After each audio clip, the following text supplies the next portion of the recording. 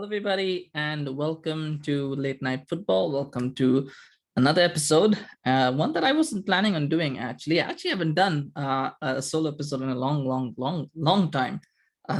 But I mean, yeah, I wish I was doing one of these in happier circumstances, but I just felt like we should do one. It was an interesting game, Manchester United against Middlesbrough. Manchester United go out of the FA Cup, sadly, and losing out on penalties, 8-7 in the end.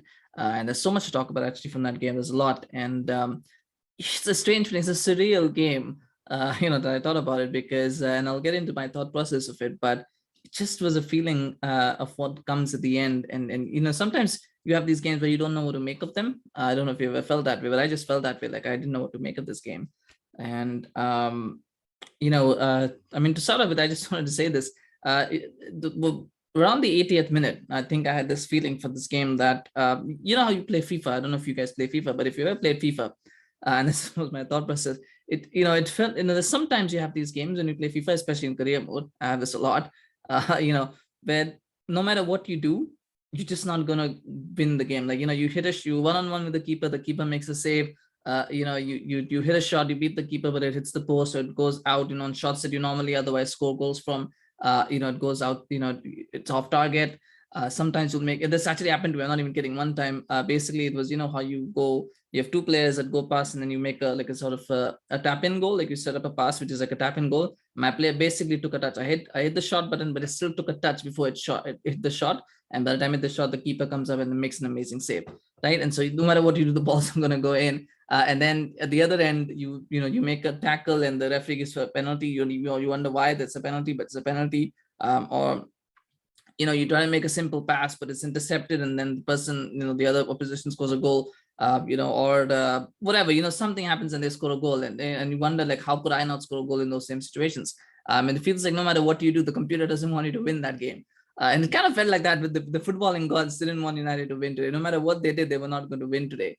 It just felt that way, it's funny, but in any other situation, Cristiano Ronaldo doesn't miss penalties much, right? I mean, he missed 8 out of 10. He's got a record 8 out of 10 penalties, and he misses one today. Then you've got another situation where Bruno, it's pretty much an open goal. Right? He has an open goal and he hits the post, right? And so these things, they don't happen often. All of these things happen in one game. And it was sad to see, but I mean, it's getting to the. So I just have just got a text here from someone, and yeah, it's probably somebody telling me that it's probably somebody's talking about that. But anyway, it's. I mean, yeah, let's talk about the game. I thought the first half was very good. United played really well in the first half. I like Jadon Sancho. I think for the first time, he looked comfortable on the left wing. I think he's never looked comfortable on the left. I still feel he needs to play on the right. I thought Rashford actually was better on the right than he is on the left, but he just looks completely out of sorts. And I don't know what it is. He just looks so much better when he comes off the bench. I think he needs to go back on the bench. I don't think he should start the next game. But he deserved to start today, Rashford, obviously, but I don't think he should start the next one. But Sancho looked comfortable on the left. He got that goal as well. I don't know whether it'll be an own goal in the end or whether it's his goal. I hope they give it to him because it's some sort of consolation for him. But I thought he looked very good on that left until he got injured and had to go off. But that first half was very good. That first half was very, very good from United. They should have been 3-0, 4-0 up, and they were just 1-0 up. And that was the problem, that they were just 1-0 up. They really should have had, a couple more goals, and they didn't. So excuse me about that. And they didn't. And, when you're 1-0 up, you always leave yourself exposed. You always worry, there's something that could happen, because all it takes is one, bad mistake, one lapse in judgment, something. And it happened in the second half in that goal. I mean, that was not a goal. I mean, I'm going to say this, whatever happens, whatever anybody says, that was not a goal. I don't care what the rule says. And I know the rule is like, well, if it's not, he didn't score it. The fact is, he's pretty much controlled the ball with his hand. He's controlled the ball with his hand. It was unnatural. I don't think it was a natural position. It was an unnatural position.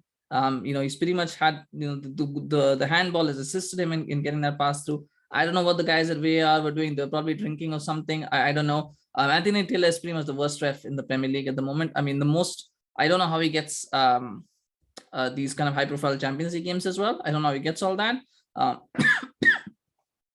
He sucks. He absolutely sucks. And I mean, it's not an excuse or anything, but that was the wrong decision. And if they hadn't scored, to be honest, a lot of people, the commentators were saying Middlesbrough deserved their equalizer. Did they? I mean, did they really deserve to be 1-1? Because to me, there was only, I mean, throughout that 90 minutes, I think there was one save before that Henderson made, which was pretty much a routine save, to be honest. I don't think it was that difficult. He made a good save, but it was a routine save. For the first 90 minutes, he didn't really have much to do. In Middlesbrough, they were attacking, there was intent, but I didn't think they were troubling United that much to suggest they deserved the equalizer. I think that was just backhanded compliments or whatever. But anyway, and that's what happened. I mean, but as soon as that goal went in, to me, it just felt like I could tell the body language dropped. And I was like, I don't think they're winning. Like, they're not winning this in normal time or extra time. They're not. It just doesn't. It just, and I think that's a big problem. That's a big problem with this team, that mentally they're so weak. You could say it. They were the team was panicking. Everybody. And that's what happens basically when you're mentally weak, which a lot of these United players are. They don't. I don't even know what the word is, but they don't take the initiative. They don't, there's no fight, or they just panic. And I think they could see it. They could see it in their minds as playing through, oh my God, we're 1-1. If somehow they get a second goal, they could see the headlines that were coming, and then they started panicking. And when you start panicking, that's what happens. Bruno hits a shot that he probably bury 99 times out of 100. He hits it straight onto the post. Right, because you try to be precise, you try to be exact, because you don't want to give because you worry that if it's not, then the keeper might save it. I want to make sure that I'm really proper. It's when Rashford blazes over when he should be scoring. Pretty much Elanga put 2 headers straight into the hands of the keeper. That's what happens. And I'm not saying Elanga is part of that mentally weak crew. I mean, he's still very young, so it's hard to say, but these things happen. It's just a lack of fight, and I think you see it throughout the team. I mean, Luke Shaw, for example, he should be. He's now, he's pretty much second choice at this point. He knows he's playing because Alex didn't play today. But there was no, I didn't see a performance from him where I thought, what, this, he's trying to compete for that spot. No, it was a very average performance, not a bad performance. I don't think anyone, and that's the strange part. No, but I don't think anybody really played that badly. You could probably make a case with Rashford. I think was probably the worst player on the pitch, but even he wasn't that bad to the point where you go, I can't believe that, he stayed on the pitch as long as he did. There was nobody who played that badly, but then there was nobody who really stood out as well. There was nobody who, there was one player who stood out, and I'll talk about him later, but there's nobody who really stood out aside from that one player, like really where you thought, this guy, why is this guy not the bigger part of the team, especially with the French players? I mean, Luke Shaw looked average. Maguire looked average. Again, another player who's lost his place in the team, shouldn't be starting, probably knows he shouldn't be starting, and yet, he's there. He's got the captain. He's even lost the captain's armband. I remember when he came out as a sub, he wasn't given the armband. So he's lost his armband as well, more or less, practically. And yet there was no leadership. There was nothing from him. Never looked like he, the misplacing passes, being panicky at the back. It just, the whole team looked like they knew what was coming. And sometimes, and you let that get to you. You kind of let the fear of failure get to you. And I think they let it get to them. And I was thinking the 80th minute, I was again thinking, if they concede now or in extra time, they're not coming back. They're not drawing this. They're not taking the penalties. They're losing. And that it just never looked like they were going to win that game. So it was sad. It was very sad to watch. But you can't really blame the coaching staff for this. I don't think you can blame anybody. I think it was, again, like I said, it's sometimes it felt like the footballing calls was against them. No matter what they did, that nothing was going to happen. But at times also they were responsible for their own downfall, because they should have taken those chances. Some of the passes were really bad. I could count a number of times, even Jadon Sancho, someone who I think is pretty technically good, he was misplacing passes. Ronaldo was misplacing passes. Bruno was misplacing them. Everybody was misplacing them. And I think the reason they were doing that was because they were panicking, because they had no idea, they had an idea. They had absolutely no idea how to control themselves or calm themselves down. And they were all just like desperate. They were desperate because they knew what they're afraid. They're basically afraid. And so nobody really wanted to take control of the game. Where they were like, this is what I'm going to do. And this is, just follow my lead. There was nobody like that. But also at the same time, there was nobody who was like, let's calm down, let's keep it. Now it was just all like, let's try this pass, let's try this, or, here we go, overhitting passes, misplaced, or, misplacing them, underhitting them, overhitting them. Taking shots, speculative shots, all of that. It was just unbelievable. And then we come to the penalties. And once it went to penalties, you kind of, so the Europa League final, right? I'd spoken after this about goalkeeping technique, and how what I saw with David De Gea was every time he has already anticipated where he wanted to go. He wasn't, not anticipated was the wrong word. He'd already decided in his mind where he was going to go. And that was basically what he was doing. So even if it was a shot to his hit, he was diving to his right, he was diving to his left. He already made his mind up and was basically please God, hit it in the direction that I'm diving. Just kind of like that. I didn't see that fully from Dean Henderson. Also, 7-8 penalties is not really accurate, because I've seen David De Gea save, attempt to save penalties. And I'm not just talking about his penalty shootout, but I've seen him actually save penalties in games, and or try to save penalties in games. And I've kind of seen how he operates. But Dean, the sample size is small, but again, it seemed like he was, at least for the, it seemed like he was again doing the same thing. But he was I think he was a little bit more delayed, but I think even he had made up his mind that I'm going to go right or I'm going to go left. That he wasn't waiting the last moment. Sometimes you've got to let, as I've always said, you've got to let the player make a decision. Wait till the player has made a decision, and then if you guess wrong, you guess wrong, right? Or if you miss it, you miss it, and that happens. But you've got to make the player make a decision of which side he's going to go. Or don't make it for him by already deciding where you're going to go. And I thought he should have saved the second one, which went under his arm. I thought he should have saved that one. If he had saved that one, I think it might have given him a little bit of confidence. It might have put doubt in the other player's mind as well. There might have been a miss, but once he missed, he just didn't look confident taking save. Like, he never looked like he was going to save one. And by the fourth, I think I pretty much in my mind I was like, if United are winning this shootout, it's because Middlesbrough are going to miss one. It's not because Dean's going to save one. He's not going to save one. He never looked like he was going to save one, and he wasn't. If we could have kept going, he was never going to save one. It was only going to be if somebody missed from Middlesbrough, and I think the Middlesbrough players maybe they knew that as well. Like, as long as we get it on target, it's fine. We're going to score. We just have to make sure that we get ours on target, and that was what it was. And ultimately, it came down to Elanga, young guy, a lot of pressure on his head. And again, this is not his fault. He's not the reason for the loss, by no means. But his technique again was wrong. As soon as I saw him taking that run up, I was like, this is trouble. Like, the way he's running, he's not going to score. And again, again, straight run up, you want to have a little bit of an angle, unless and the kind of penalty that he was taking, that kind of run up, he was always going to miss, because or the goalkeeper was going to save it, because again, he was running very straight. It was a very short run up, and he was trying to go to one corner. And what happens with that oftentimes is, when you have a very short run up, it's very difficult to generate a lot of power. So it's basically, you've got to look for placement in that case. If you take a shot run up, you're looking for placement, which is what Sol Bamba did, by the way. Just went and he was looking for place. He knew where he wanted to hit it. He was looking for placement. It was all about fooling the goalkeeper, right? And he did it. But Elanga, what he was trying to do was, he was trying to beat the goalkeeper for pace. So from that sort of angle, it's very difficult to generate a lot of pace. So when you try to hit it, you're overhitting it. You either underhit it or you overhit it. You never get it right. And I think what happened is he overhit it because he didn't have, the technique was wrong, and he just something to work on. Hopefully he will work on it. He will learn from it. Not his fault that the team lost. I mean, people miss penalties. It's constructive criticism. I'm not blaming him. It's something for him to work on, obviously, and improve on that, and come back stronger from it. Hopefully he will. I think he should start the next game. I think he definitely should start the next game over Rashford. Hopefully he will. Hopefully he will recover from that, and that's something for him. But the game was lost. The game was lost long before that. I mean, that, if they had won that penalty shootout, they would have gotten out of jail, to be honest. But I mean, they'd lost it a long time before that by not taking their chances. In terms of, I mean, honestly, I don't like doing this. Let's look at the positive side of things, because there's not a lot to take from it. But I did like Rafael Varane. I liked him. I thought he was head and shoulders the best. He was my man of the match. I thought he was head and shoulders above everybody else in that team. He looked, and I know people keep criticizing and saying it was a waste of money, or why did they buy him? But today, he looked so calm and so assured. Even after the goal, I mean, when everybody else around him was panicking, he looked so calm. He looked so assured. For the 90 minutes that he played, he just looked like a class above everybody else. The ball comes, he's picking it out of the air. He's making interceptions when he needs to. I don't even remember him making any tackles, which is fantastic, because if a defender makes tackles, that's the problem. He wasn't making tackles. He was simply winning the ball. He was making interceptions. I think he might have made a block. Maybe. I don't think he even made a block. I think he was just making interceptions all the time. Interceptions, and he was in the right place at the right time to head things away. That's all he was doing.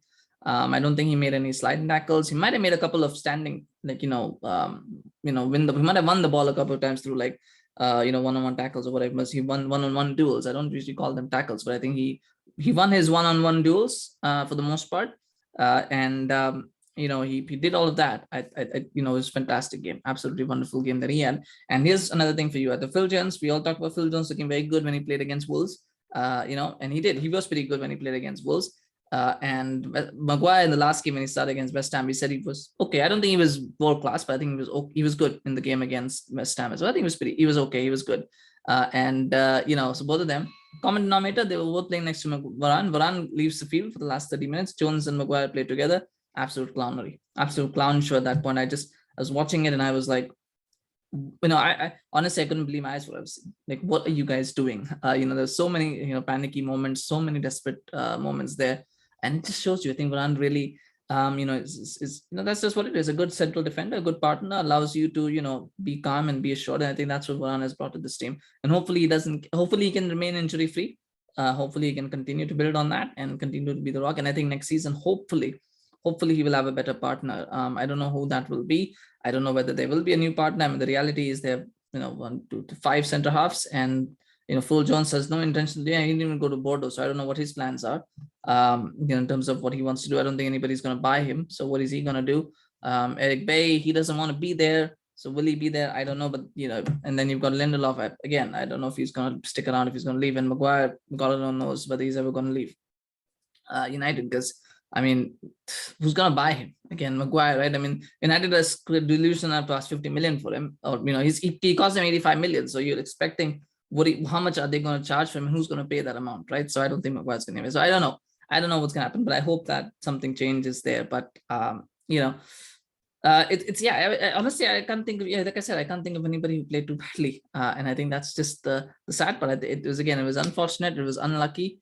But at the same time, you have to make your own luck. And again, I'm not saying that United didn't deserve to lose, or they deserve to win. I don't think you deserve anything. Did they do enough to win the game? Yes, they did. But it's a final step. It's a final step that they didn't take, and they didn't win. And doing enough to win and winning is a different matter, right? There's a difference between the two. So it's sad. It is sad. Did the ref cost them the game? Yes, he did. But again, you don't want to rely on those kind of things. You don't want to expose yourself to those kind of things either. So there's a lot. I think I would blame those percentages, and I don't like to again. It's not ideal to do that, but I would say probably the players are probably about 70-80% to blame for it, and maybe you could apportion the rest to the ref. But they just left themselves exposed, and they shouldn't have, and they should have won the game, but they didn't, and they didn't do enough. And I think that's something that it shows the mentality of the squad. I think it's just of the team, and we can get into that. I don't want to get into that right now. But anyway, unfortunately, that's the end of United's season, I think, because they're not going to win the Champions League. They're probably going to get knocked out by Atletico at the round of 16. Honestly, it's difficult to know what will happen, but on the basis of how they played today against Bruno, you don't really see them beating Atletico. I think Atletico they won't hammer them, because Atletico don't hammer teams, but they will lose that one. I think they can lose that one. And then the league is obviously, well, I don't see a top 4. I don't think United will finish 4th anyway, but I don't see the top 4 race as something to be excited about for a season. So, that's for me, the season is over as far as I'm concerned. But, we've got a job to do, so we'll keep doing it. And we'll keep reviewing the games. We'll keep previewing them. We'll keep talking about it. But I mean, as far as I'm concerned, it's disappointing. As a United fan, it is disappointing. But well done to Middlesbrough. They deserve to go through. Probably. Well, I mean, that's a debate for another day. But congratulations on going through, and hopefully they do go deep in the competition, have a nice little run for themselves. As far as United are concerned, well, it's time to.